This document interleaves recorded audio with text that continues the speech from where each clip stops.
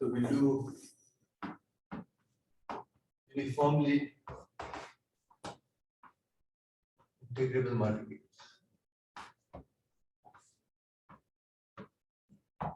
Right. And the point is, I mean, the conclusion which you may not be able to reach today is that you prove law of large numbers, Sn by n is finite mean, that's all. Converges to its mean almost surely in one line. One line proof. And not just it converges almost surely, but also in L1. The Sn by n converges to x1 for all IID sequences in L1 also. One line proof of that. So that's the power of uniformly integrable martingale. Okay, figure it. So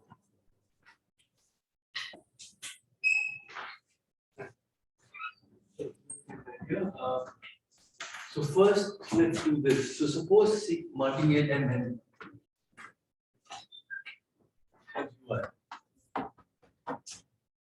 Right?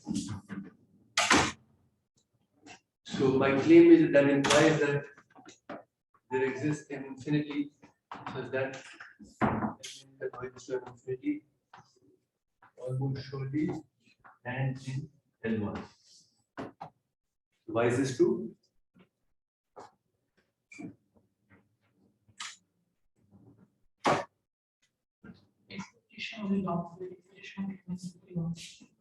What's that, Shantanu? So you're saying what's bounded? L1 bounded. L1, exactly. Yeah, because it's UI, it follows that this is true. Right? And then that means that M infinity exists. So we get almost no convergence. Why do we get L1 convergence? Because it's UI. If Mn converges to M infinity almost surely and it's UI, it also converges. Okay. So this part is very good.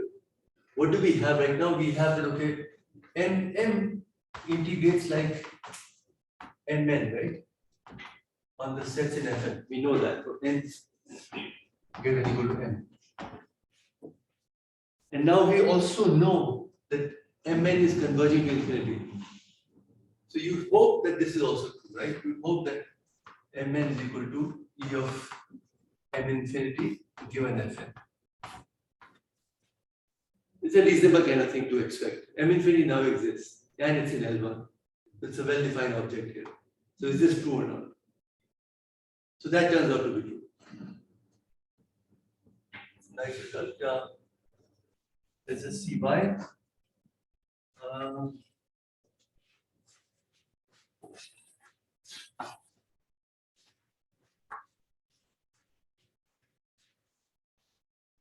Okay, so let's see. So I want to show that Mn I of A expected value is equal to E of M infinity I of A, right? For all A n Fn. So Mn is integrating like M infinity, it's its proxy on all sets in Fn. That's what I want to show. Okay. But I do know that, okay, E of Mn I of A is equal to E of M small m I of A for all n greater than equal to n. Then I do. It's a martingale. So it's already a proxy for all these guys. Right? So now let's look at this. E of M I of A minus E of M infinity I of A. This should be 0, right? That's our hope. That's really what we want to show. Okay, so how do we proceed? Yes. Yeah. Because we use triangle inequality in the No, show me kind and worthy, but if you want to put the mod inside of it. yeah.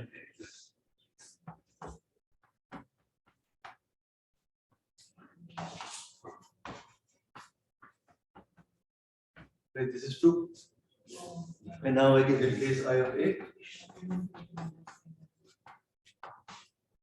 So, and this is going to 0. Okay. That means this is going to 0. A is fixed. But this guy is just a constant. Only way this is going to 0 is it's always equal to 0. And this is equal to that. And that's true for every year. So good, I mean, again, these are things that you hope are true and they are taken up. So m of n is equal to e of n infinity given. Okay, so now let's go a little further.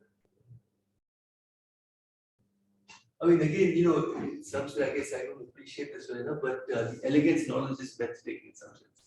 The kind of stuff that we're able to see very visibly. And no wonder that we exploited Bangalore in practice.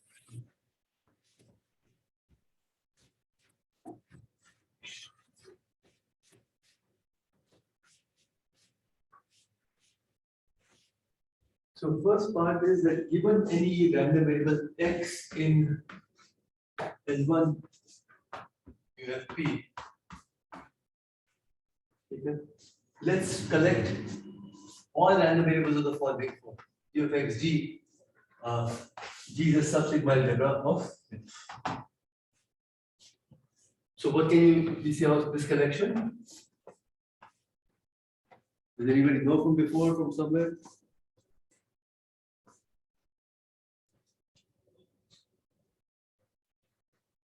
So you don't know. Good. I'm just worried that you know everything. But you don't know. So it's a UI collection. All these random variables are uniformly integrable. This collection is uniformly integrable. Non-trivial result. All we really are asking is that x is in L1, and then this follows. Okay, so let's show this. So I'm going to use the result which we had done a while ago. So let me see if you remember it. You might remember it actually. You have finished the exam.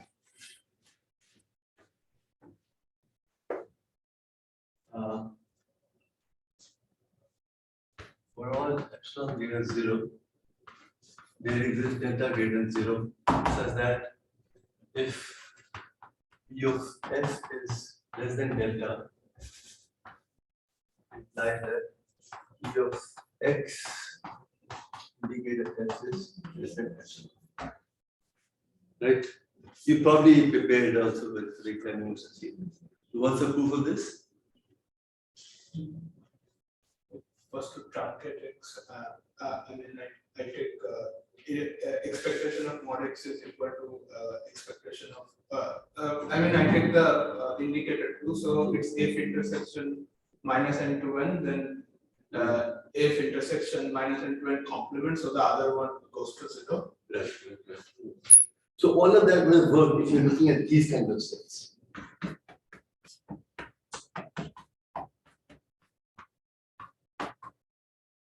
These go to 0, let's get it observed. But this is more nuance. This is for any f with small probability, E of xf is going to be small. So it's a nuanced result, and the way to prove this is, we did this earlier, but let me just repeat it very quickly. You say to yourself, if not, then there exists an epsilon naught such that for all n, such that P of f of n is less than or equal to 2 to the power minus n. I'm just choosing it that way, I'm just making this as small. And E of x fn is greater than or equal to epsilon. Right? That's a negation of this. Okay. I've chosen it in this manner so I can say that fn infinitely often is 0. So lim sup of fn is a 0 probability. And we have reverse Fattu's lemma, right? Do you remember reverse Fattu? Yeah, that's it. Yeah. It's a Gaussian direction basically for integrable random variable. That's basically Fattu's lemma with some, just subtract something. From the main random variable, subtract what you just did. But let's say that, so E of x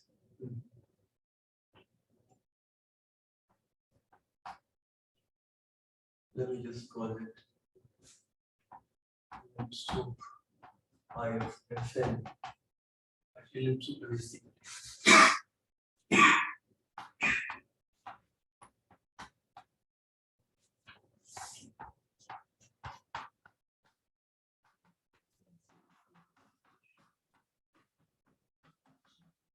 Right, for non-negative variables. And we can do this because all these guys are bounded from above by something integrable. Basically, we subtract that from this and then do what was that? Right. So now what this is saying is that this guy must be getting rid of from 0. On the other hand, x is what it is, and this is a probability 0 event. So integral of any integrable random variable probability 0 event is 0. You get your contradiction. Okay. So hence this can be done. That I can always find for any epsilon I can find a delta. So whenever P of this is in delta, I guess my expectation is essential. So that's going to be useful. So let's go back to where we were. We want to show that this class here is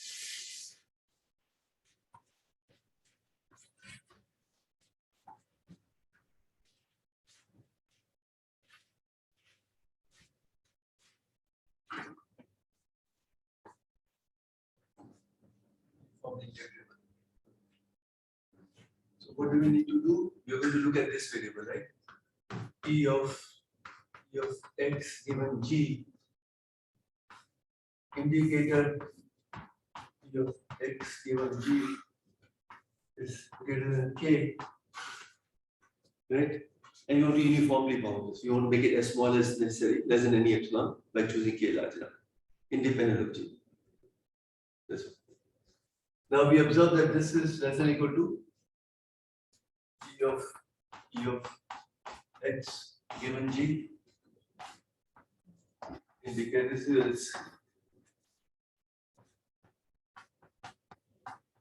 almost surely true.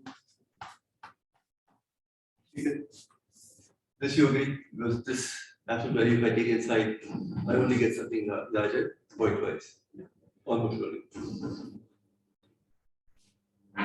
What can I say about this quantity here?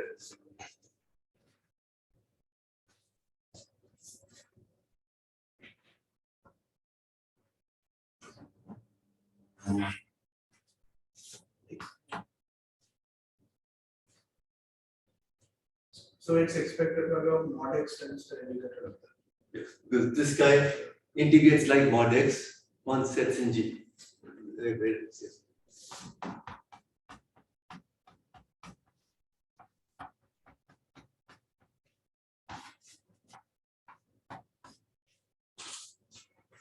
Right.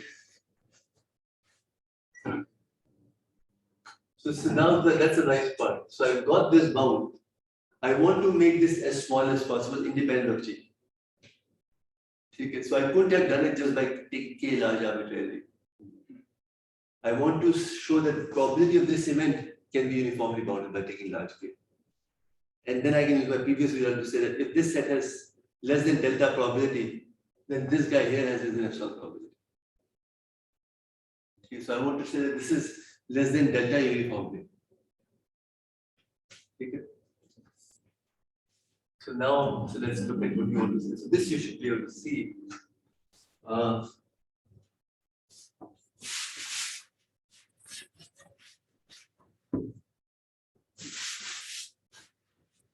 that Shubhada, is this clear?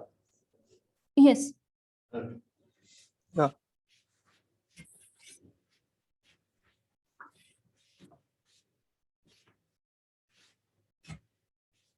Okay, so now our problem is just this. We want to uniformly bound this guy.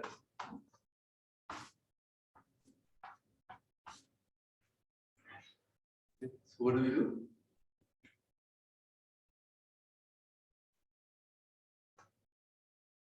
Not too much. We don't have too much with us. We just have the moment of x is finite. That's all we have. So we have to kind of use that. And we know how to bound tail probability. They are Markov inequality, right? So then let's try that. Expected value of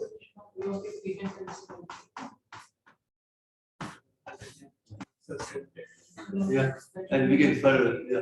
We'll take the actual inside and then this is the effects. Yeah.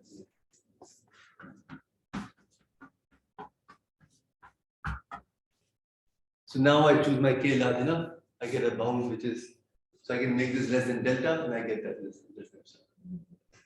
Cool stuff, right? With very little, pretty much you're all at the edge, but still everything's working out. So this space is also has some other properties also. What's that?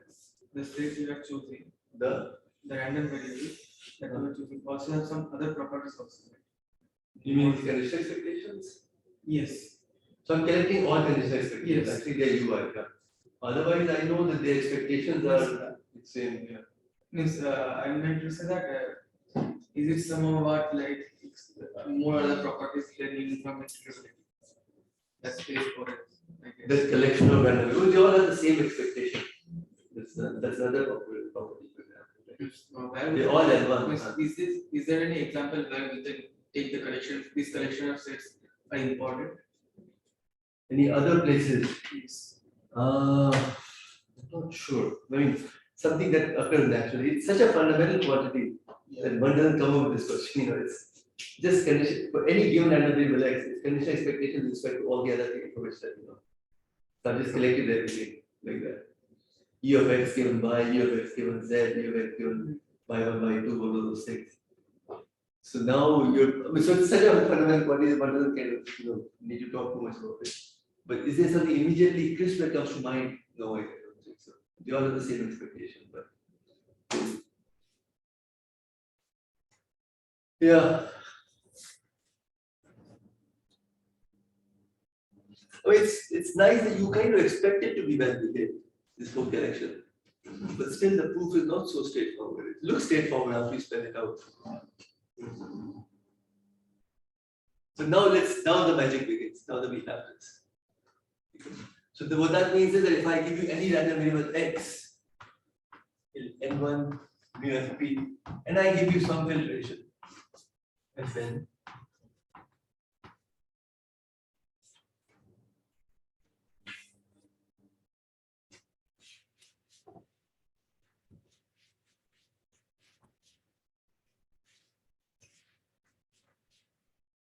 then let's define mn is equal to e of x given fn.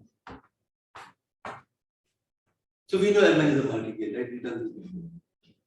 Okay. So now we also know it's a UI martingale. So that's something new that we've learned.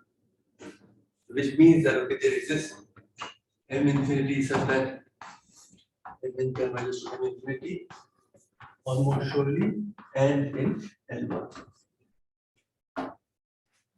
Okay. So what does this m infinity look like? Can we take a guess? Mn looks like e of x given fn. Is E of x given f infinity. That's right. That's right. So that requires a proof it's true. Yeah. So m infinity is already f infinity measurable. So the point is it equal to e of x given f infinity? And recall f infinity is just smaller sigma algebra which makes one bigger measurable.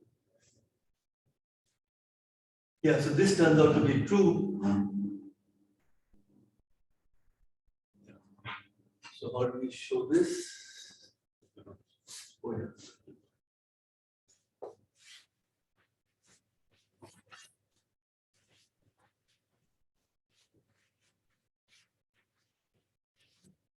I mean, if we can show that. Like we can try like for every sigma algebra and every set belonging to Fn, Yeah. integral of x is equal to integral of m infinity over that set. Yeah. For each n. That's right. No, that's yeah. Reason I'm looking confused because I'm trying to remember how to do this. I have my notes there, but let me see. But now, I mean, I think exactly what you're saying is correct. But what I'll do is I'll define. So M infinity is a well-defined random variable, right? So let me define this as Q1A.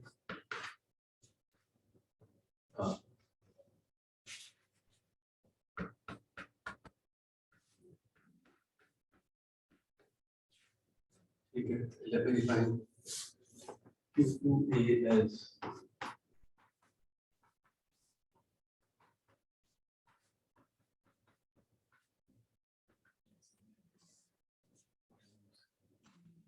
I. Okay. And now your point is, let's look at these guys for A in Fn. Okay. So we've already argued that M infinity's proxy for A in Fn is Mn, right? So we know that Q1A of Mn out of A. Right? Mn integrates like M infinity. Right? And now, of course, E of x infinity, I can kind of condition on Fn. Right? So there's E of x infinity, I of A given Fn, and then I of A comes out, then E of x infinity given Fn is E of x given Fn. Right? So that's also equal to E of Mn I of A. Mn is E of x given Fn. So exactly your point that Q1A is equal to Q2A for all A in Fn, and then also for all. Okay. So now, so complete the argument for me. So we have a in F infinity.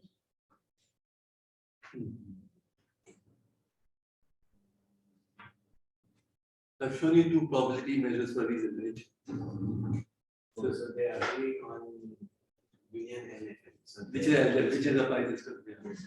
So they are really on. So they agree on the, yeah, that's right. So they're in a sigma algebra criteria. And they're both M infinity as well as E of x given F infinity, they're both F infinity measurable. Right? So what we have is, okay, E of M infinity I of A is equal to E of x given F infinity I of A for all A in F infinity. So that these guys have to be the same, almost surely. You do the same argument, look at the set where they differ and show that that set does not have probability positive measure. So it's kind of after a while, these are standard arguments. There's 2 or 3 different arguments. Okay, good. So we've got this result now.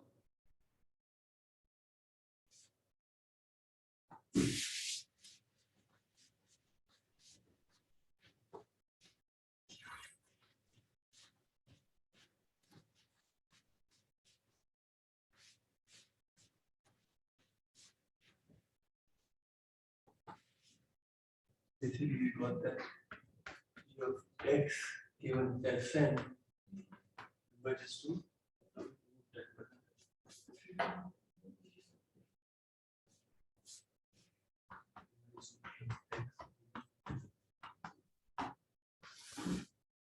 that's all we do. Let's see what the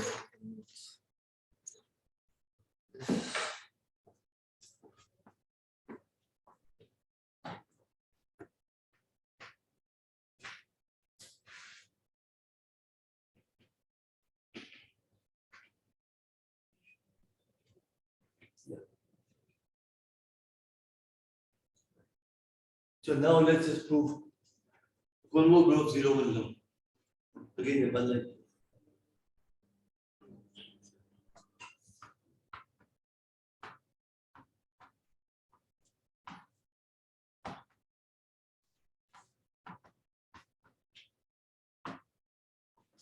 Recall that we had x1, x2 are independent random variables, right?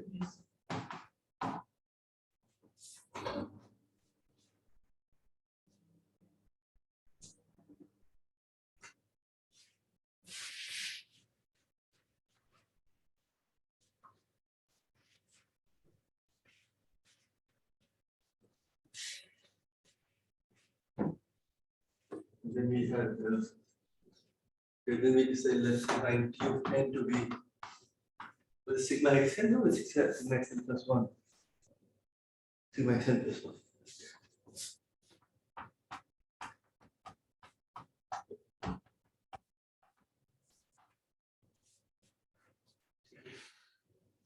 Then get the tail sigma algebra.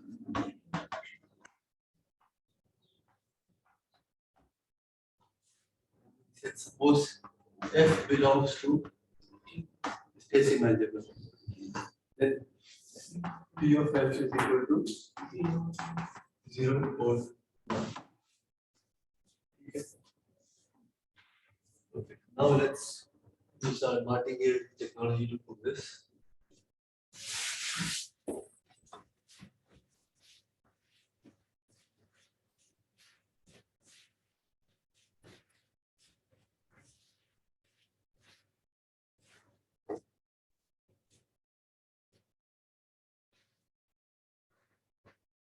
Okay. So let's define I of f for f in. You can take two values, indicator. Basically, our proof is going to be that we'll argue that I of f is equal to P of. Okay. So then it's clear that P of f can either be 0 or 1.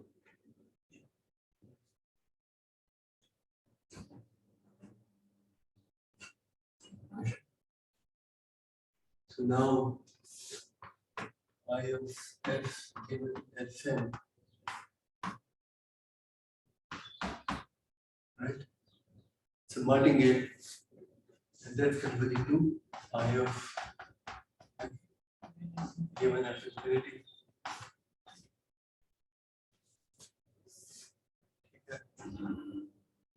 And I of f is measurable with respect to the tail sigma algebra. So I of f is also measurable with respect to f infinity. That's what we used last time also, if you remember. That's kind of surprising part. So that means this is equal to I of f. Right? So how does this follow? This was one line, I need the other line. So how does this follow from here? What do you think?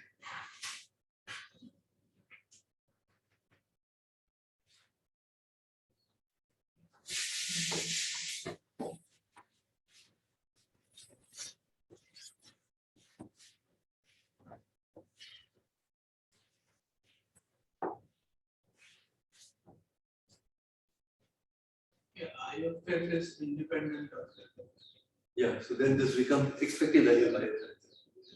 It's independent of f of n, right? It just depends on the tail sigma. It doesn't depend on the first x1 through xn. So this is equal to P of f, and P of f is converted to I of f. Only when it happens at the two are equal. That's it. Doesn't really help in terms of intuition. I guess, yeah, maybe one could learn something. Yeah, but I mean, we use right now Kolmogorov 0-1 law just to prove strong law of large numbers. So it's not like, you know, what do we use it for? We can use it for very important things.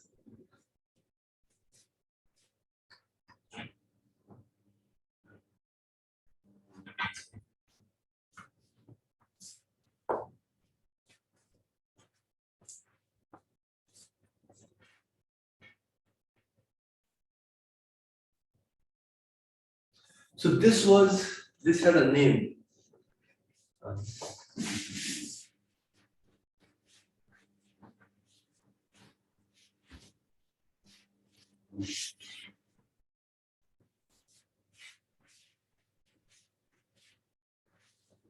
This, you know, P of x of fn converting to E of x of f infinity. It's called Levi's upward lemma.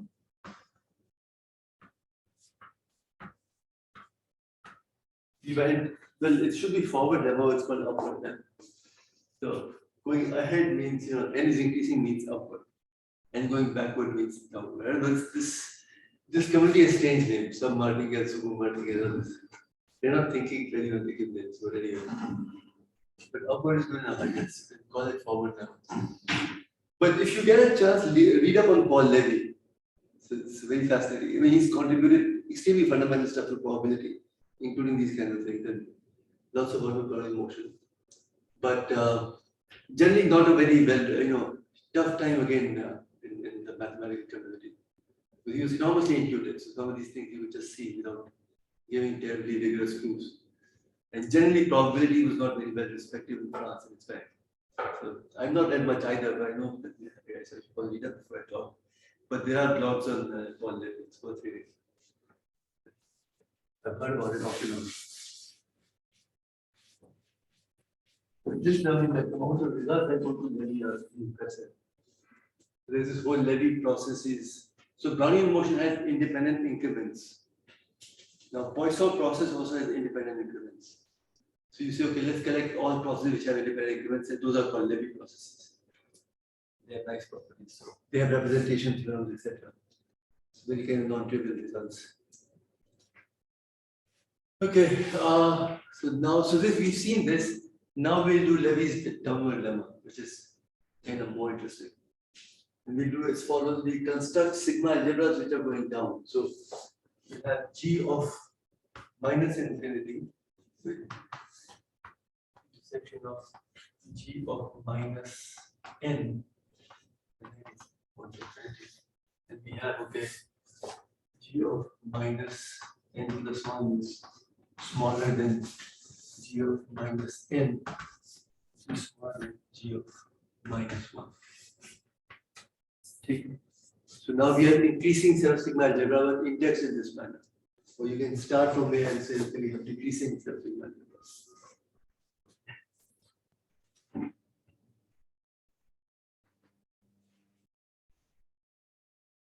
The big thing is that now we can define m of n to be expected value of x given G of minus n. Take it. So as n increases, you have a martingale, right? But what's interesting is that you still have, okay, there exists n infinity and minus infinity. So yes, yeah, this is what m of minus, right? Let's call this m of minus n. And then you have result, okay, m of minus n converges to m of minus infinity almost surely, and so again you wonder what are we doing with that? Why would they need to go backwards? So let me just show you the result, the utility of this first before I keep on this.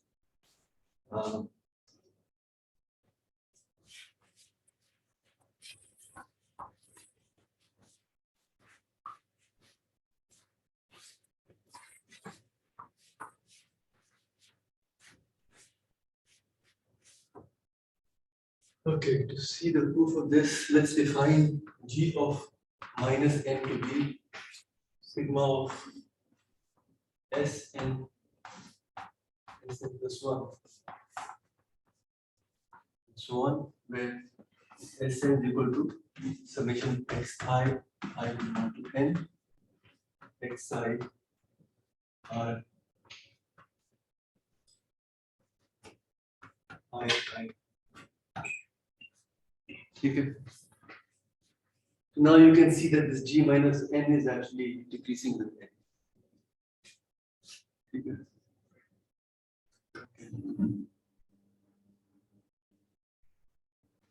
Now let's look at E of x1 given G minus n.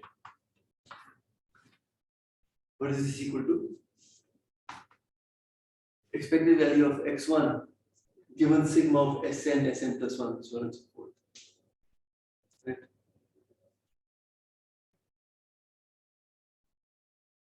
So what should this be equal to? Supply intuition, I guess. So what's my best guess for x1? Given that I know Sn, and I mean knowing this is same as knowing xn plus 1, xn plus 2, so that's not useful, they're independent. So really what matters is just Sn. So if I tell you Sn is 25 and n is, let's say, 5. Expected value of x1 by n. Expected value of x1 by Sn by Sn. It has to be given all the information. It should be measurable with respect to this, right? Sn by.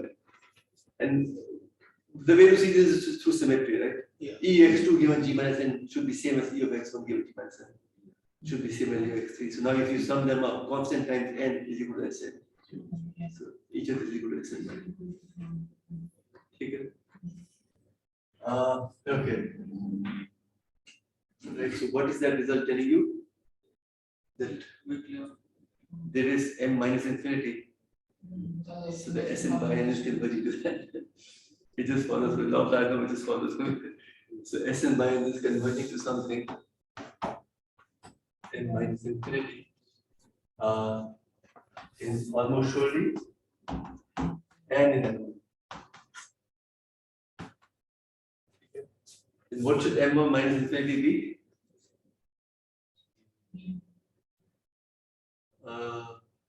You can see that n minus infinity is actually lies in the tail distribution, in the tail signal algebra of G. If I intersect all these, I get the tail signal algebra. So m minus infinity can only be a constant. And then there's probability that m minus infinity is less than or equal to x. So all x can either be 0 or 1. Yeah. That's only true if m minus infinity is a constant. So if it's going to be a constant, what constant will be, because there's also convergence in L1. So the only constant that's allowed is the mean of Sn by n. That's it. That's it. So that's a one-line proof of law in the algebra that just follows from there, basically. And you get not just, again, you're getting not just almost sure convergence, but also convergence in L1. Very non-trivial, right? Yeah. I don't even remember being taught convergence in L1 when we did law of large numbers. This used to take forever to prove.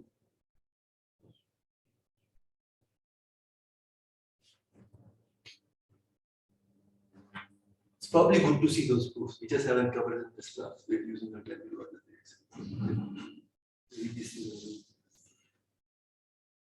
And there are many different ways of doing it. So it's fun.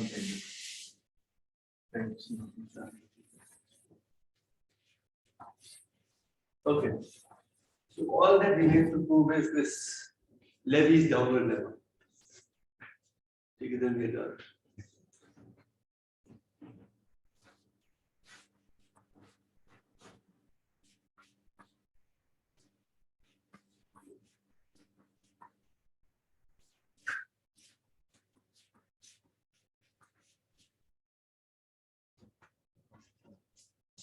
How do we get this m minus infinity? This is fascinating. So what you do is you look at m minus n and g minus n for minus n between 1 and greater. I guess you start at minus n to minus 1. That's what you have.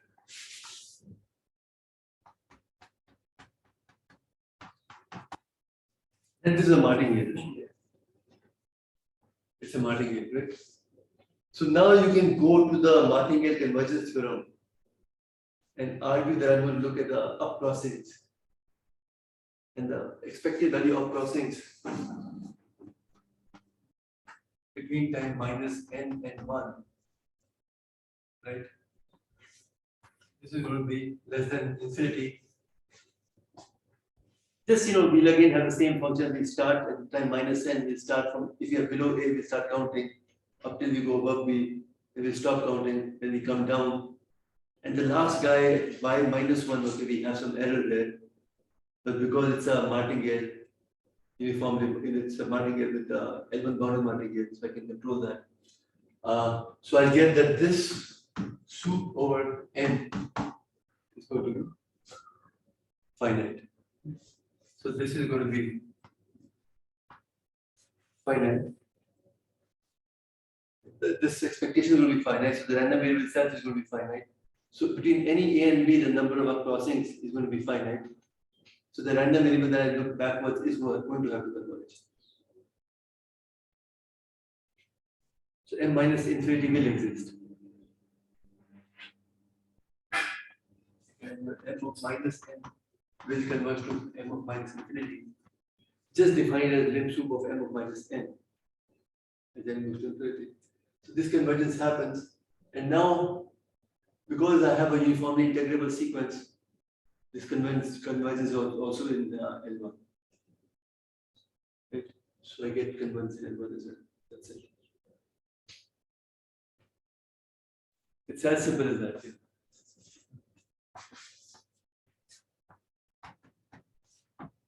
Okay, this is going much faster than expected. How are we doing on time? Okay, chalo, you've been a good audience. Get to the 3 minutes off. What's that? Doesn't matter, both are limit exists. So lim soup and limit differ only on a set of measure 0. Just for completeness, I'm calling it lim soup. I could also take it. Set of measure 0 doesn't matter. Let's call it 0. Okay, but I think this covers all that we want to discuss with martingales. I mean, all the other details, Deviations generally does a beautiful treatment, so you can read on your own. But we'll move on now to large deviation theory. Let's see Jato now. He's very keen on that, so I'll do that next time. And so we'll do that for a few lectures, and then we'll do grounding motion for a few lectures. And that should be enough, right, for this course. Now, our objective was that we do 24 lectures. Basically, that was a rough thinking. And we started around January 26th, right?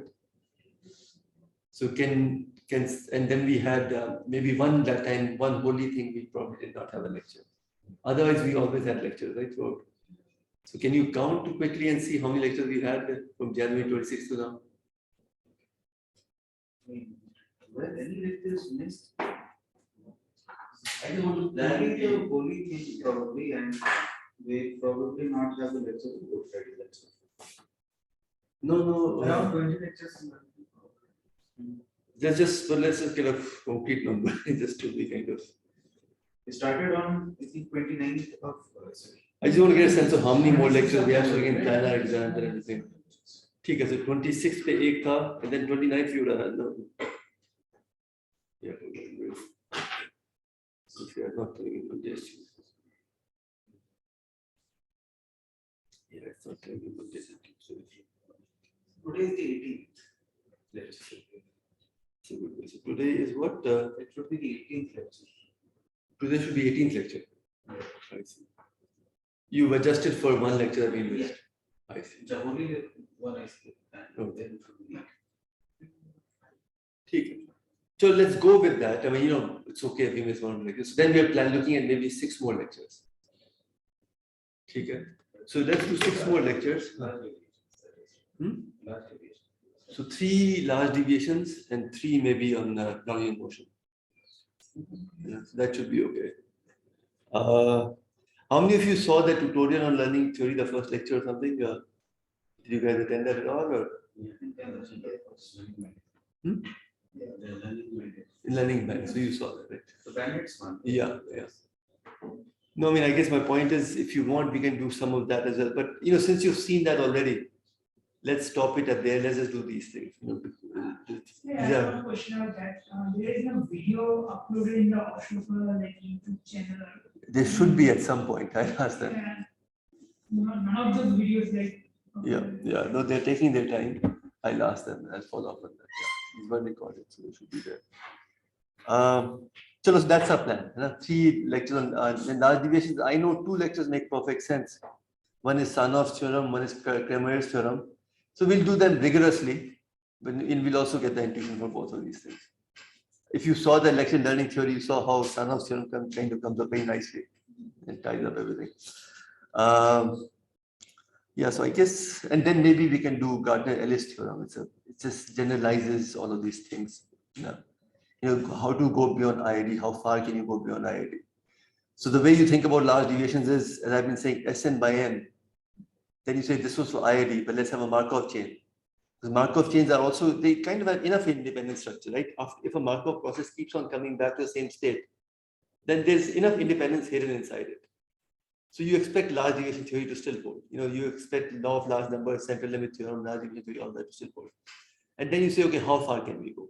So Gardner-Ellis theorem, people actually nail it. They say, okay, this is the final result of this. So with these three, we kind of cover large deviation theory. I won't go into abstract spaces. There's a very nice book by Amir Dembo. I've told you already. If you want to be intimidated, that's a good book to get intimidated. So go and look at the section in the back and just see how much each paragraph, how much math is contained in it. It's very nice. It's quite intimidating. And then we'll do Brownian motion, and that we'll do primarily from Michael Steele's book, Martin Steele, I guess. You've seen the book already, right? Michael Steele.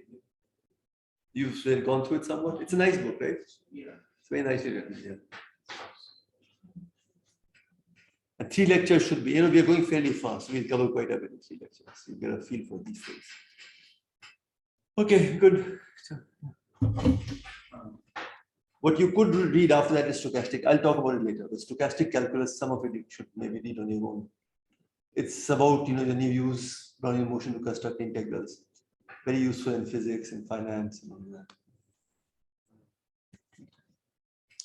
Okay. Sorry for that.